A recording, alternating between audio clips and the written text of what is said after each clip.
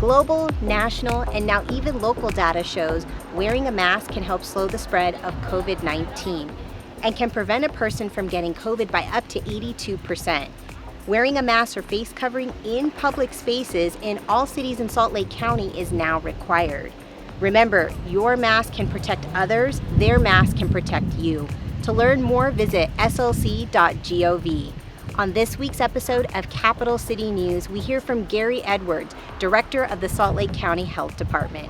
And our History Minute is about award-winning action-adventure video game, The Last of Us. Let's get started with our legislative update and look back. At its July 14th meeting, the City Council, acting as the RDA, received an update on the draft housing framework in regards to their role in affordable housing, and discussed policy options for the Northwest Quadrant. As the council, they received updates from the mayor's office about the response to recent protests and the progress of the Commission on Racial Equity and Policing, discussed Budget Amendment 1, and held a public hearing on the use of shared mobility devices in the city. To learn more, visit slc.gov/council. At its meeting last week, the Salt Lake City Board of Education voted to delay the first day of school until September 8th, the day after Labor Day, due to the ongoing COVID-19 pandemic. The school year was originally slated to begin on August 25th. Prior to the start of school, students and parents will be invited for small group meetings, tech training, state and district assessments, and laptop distribution for remote learning. The Board of Education will meet again on July 30th to vote on final details. Updated information will be available at slcschools.org. Salt Lake County has extended their face mask requirement through August 20th.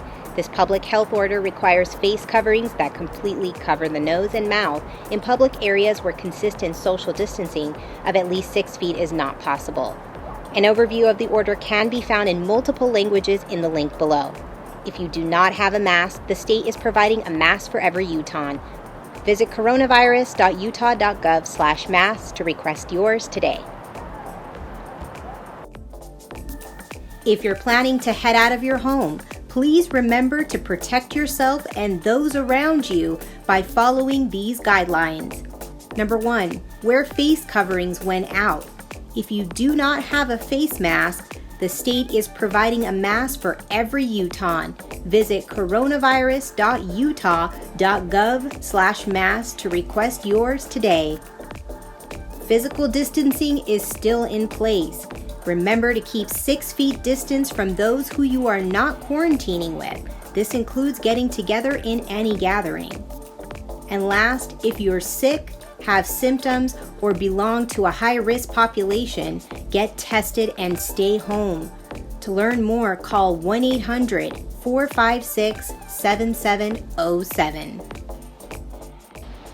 Though Governor Herbert has relaxed restrictions in most areas of Utah to a yellow low-risk category, Salt Lake City is still in an orange moderate risk phase.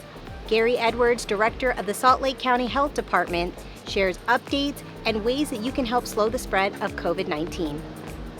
My name is Gary Edwards. I'm the Executive Director of the Salt Lake County Health Department. And what does that entail, especially during the time of a pandemic? Well, this is my first pandemic. As this has unfolded, this is much more than just a health department response.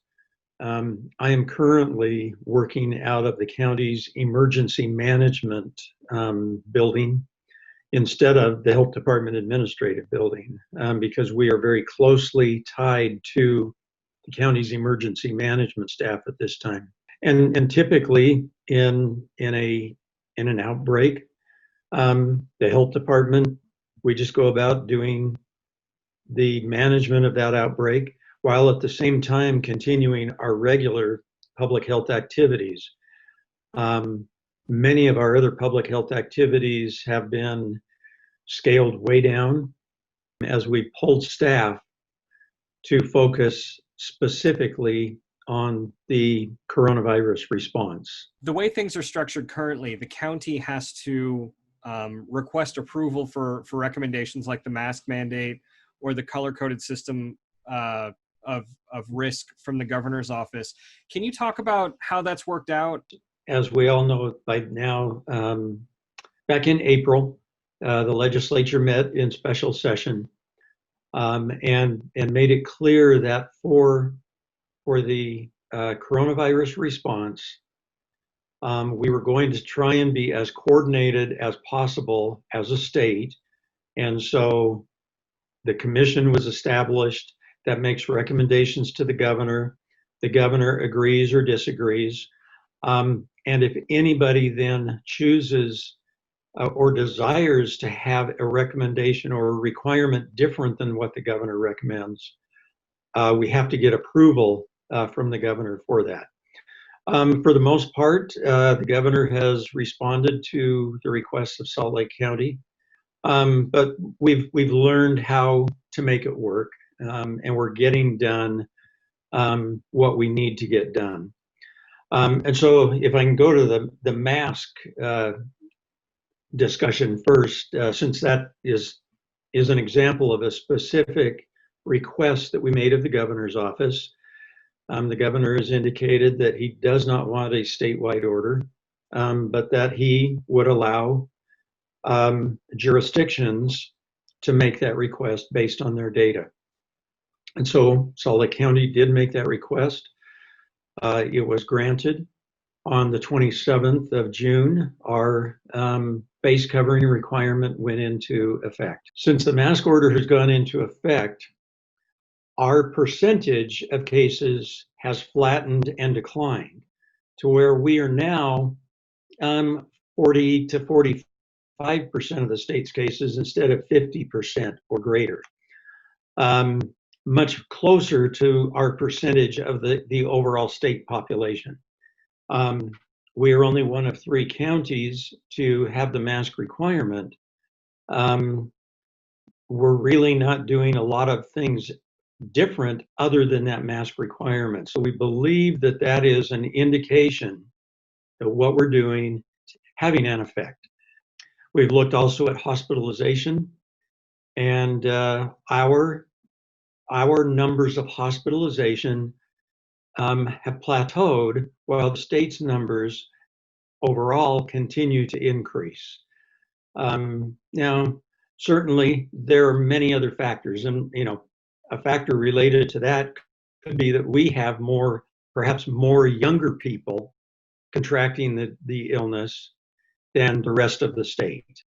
I don't believe that's a large explanation to it, which then takes us back to what is the difference between Salt Lake County and the rest of the state. We have a face covering requirement. Residents of Salt Lake County, and specifically Salt Lake City, what can we do to further drop that curve here in the county and ultimately the state? It's a great question, and we've talked about face coverings and how we believe that they are having an impact. But in addition to face coverings, that's one of our critical interventions. There's a couple of other things that we need to be focusing on. We still need to physical distance, even when we're wearing face coverings. Now we say use a face covering, especially when you can't physical distance. But that doesn't mean when you can physical distance, forget about the face covering. When we're around groups that are not from our family household, we need to be remaining physically distant. Doesn't mean we can't carry on conversations, doesn't mean we can't be in the same room with people, but we need to remember to try and have that 6-foot separation.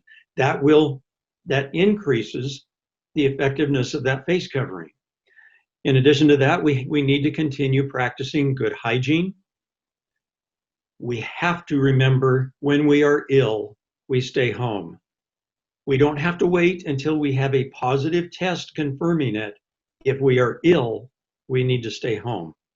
And finally, if we are exposed to a positive case, we need to stay home because we may become ill and we may be spreading the virus 2 days prior to having any symptoms. And so we need to stay home through that incubation period of 14 days. Now, I understand that that's a challenge. Um, it's inconvenient. We worry about our employment.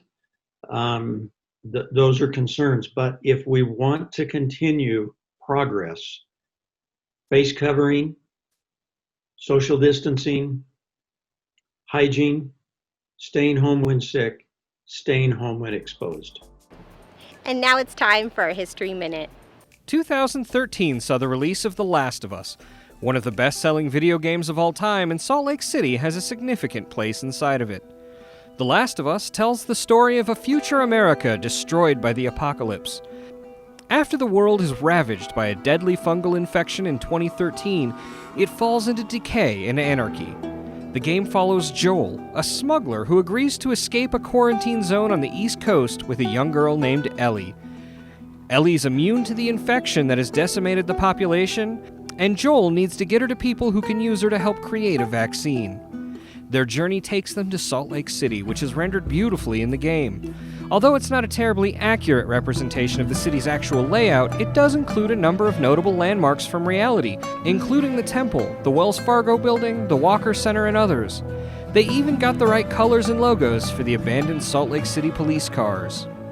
The game's climax happens downtown in the fictional St. Mary's Hospital, which is loosely based on St. Mark's, further south. Did they ever escape and cure the disease? One day, you'll have to play the game and find out. Everything that I've done, it can't be for nothing. Thanks for joining us for another episode of Capital City News. Tune in next time to stay up to date on all the latest. For SLC TV, I'm Poonam Kumar.